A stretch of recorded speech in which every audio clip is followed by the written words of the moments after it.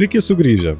Šiandien mes kalbėsime apie funkcijas, kurios aprašo augimą, mažėjimą ir kitimą. Jos vadinamos laipsninėmis ir šakninėmis. Pasiruoškite atrasti, kaip šios funkcijos veikia ir kaip jos padeda mums suprasti pasaulį. Laipsninė funkcija tai tokia funkcija, kurios kintamasis yra pakeltas tam tikrų laipsnių. Paprasčiausias pavyzdys tai kvadratinė funkcija, kur x yra pakeltas kvadratu. Bet laipsnis gali būti ir kitas skaičius. Tiek sveikas, tiek trupmena, tiek neigiamas, tiek teigiamas. Taip atrodo laipsninės funkcijos išraiška. Nuo šio laipsnio rodiklio a priklauso, kaip atrodys funkcijos grafikas ir kokias savybės jis turės. Pavyzdžiui, jei a yra lyginis skaičius, tai grafikas bus simetriškas y ašies atžvilgiu.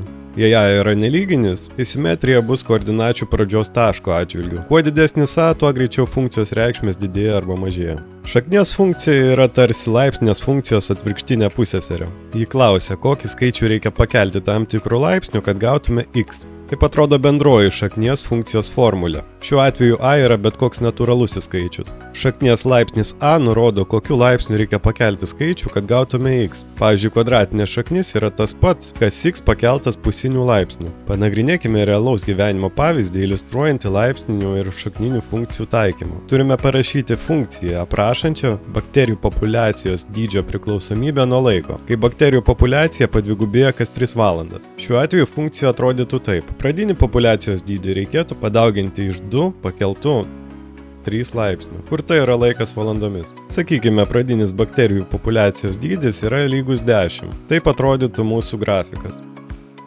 Šiandien susipažinome su laipsninėmis ir šakninėmis funkcijomis. Dviem galingais įrankiais, kurie padeda mums suprasti ir modeliuoti pasaulį aplink mus.